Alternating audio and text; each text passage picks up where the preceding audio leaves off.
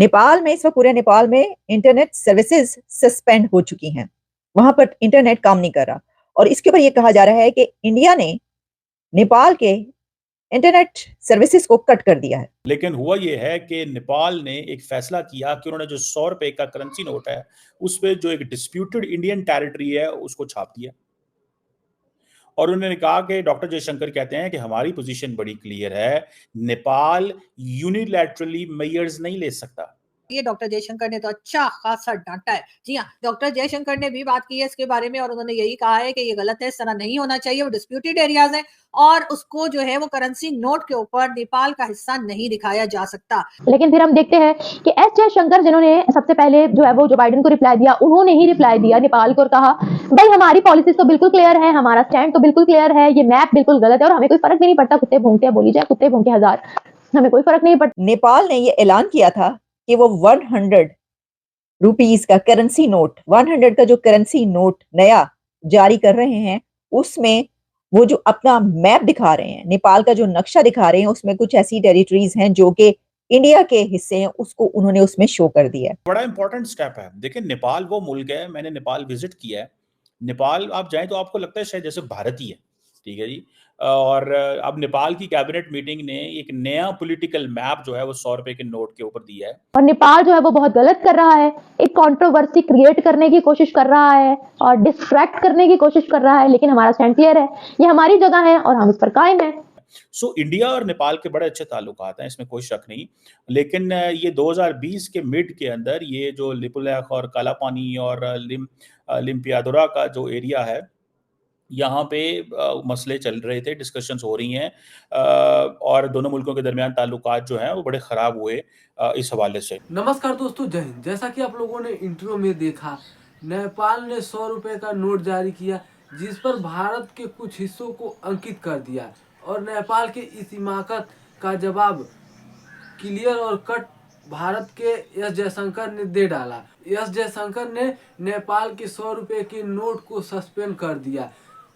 जिस तरह से मालदीव चाइना के इशारों पे फुदक रहा था, उसी प्रकार से नेपाल भी फुदक रहा है। और जिस तरह से मालदीव में खाने के लाले पड़ गए थे और लोग वहां से भूख से तड़प रहे थे, उसी प्रकार अब नेपाल की भी स्थिति नज़र आ रही है और चाइना भी साथ नहीं इनका दे पाएगा और चाइना के इशारों पे ही नेपाल फुदक रहा है। तो दोस्तों आइए देखते हैं इस पर पाकिस्तानी मीडिया और क्या बातें करती है, फिर मिलते हैं वीडियो के अंत में। तो बस ये खबर आने की देर थी कि नेपाल में ऐसा कोई करेंसी नोट्स लाया जा रहा है और ये फैसला कर लिया गया या उनके मिनिस्टर्स ने भी ये फैसला दिया है, तो नेपाल की तमाम इंटरनेट सर्विसेज जो हैं वो कट कर दी गई।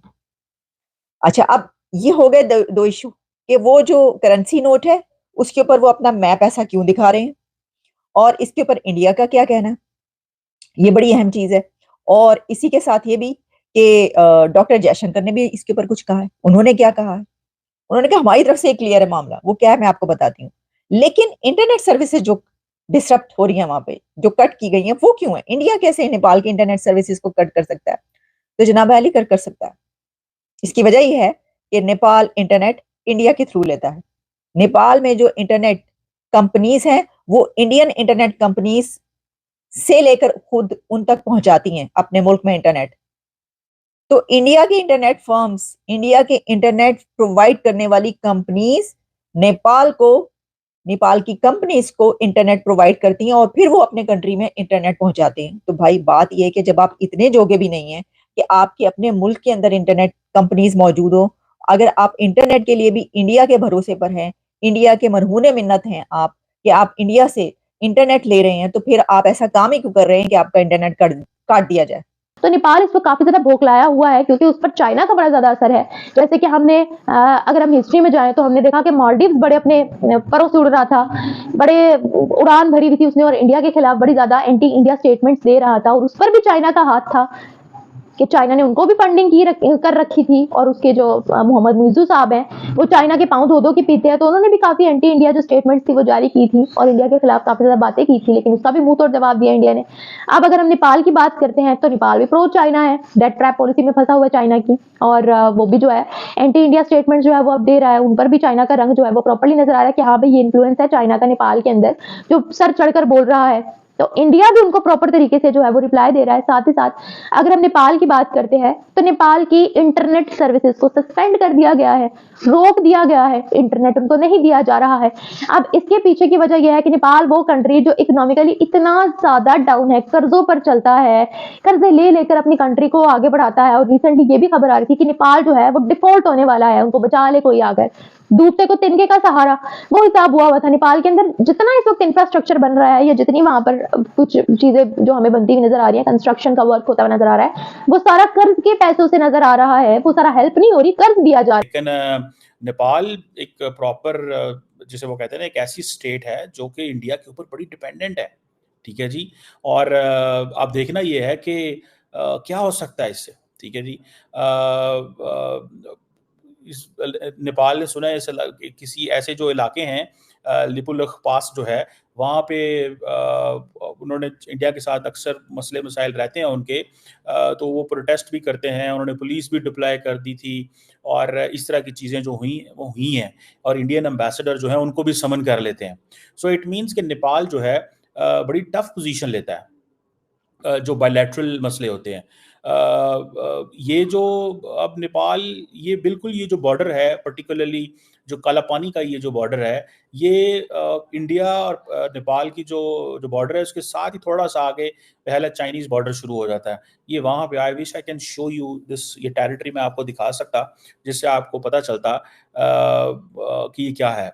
इंडिया की इस हवाले इसके ऊपर जो है ना पोसेशन है इस एरिया के ऊपर। नेपाल के नोट में मगर ऐसे बताया गया है कि जैसे वो हिस्से या वो एरियाज जो हैं वो नेपाल का हिस्सा है। तो बहरहाल इस तरह की इश्यूज तो पाकिस्तान और भारत के बीच में भी हुआ करते हैं। आपने देखा होगा कुछ टाइम पहले जो है एक मैप जो है वो पाकिस्तान की तरफ से दिखाया गया था और उसमें जम्मू कश्मीर जो है उसको भी पाकिस्तान का हिस्सा दिखा दिया गया था। फिर ऐसी किस्म के कुछ और मैप वगैरह चीजें जो है वो भारत में भी बनाई गई थी और उसमें जो पाकिस्तान के पास कश्मीर है वो उन्होंने अपना दिखा दिया था और किलकिल बल्तिस्तान भी दिखा दिया था। तो उसके ऊपर पाकिस्तान ने बड़ा शोर किया था और जब पाकिस्तान ने ऐसा किया था कि कोई मैप बनाया था और वो दिखा दिया गया था और उसमें वो डिस्प्यूटेड एरियाज जो अभी भी जो है वो पाकिस्तान और भारत के बीच में जिसे कहते हैं लड़ाई झगड़े का अभी तक बना हुआ है, मुद्दा बना हुआ है, वो दिखा दिया गया था। तो तब जो है वो पाकिस्तान भारत ने और पाकिस्तान ने भी बड़ा शोर मचाया था। जब हम दिखाते हैं तो भारत वाले शोर मचाते हैं, जब भारत वाले दिखाते हैं तो हम भी यहाँ से प्रोटेस्ट करते हैं। तो इसी तरह की कुछ चीज जो है वो नेपाल की तरफ से भी की गई है। दोस्तों जैसा कि आप लोगों ने वीडियो में देखा,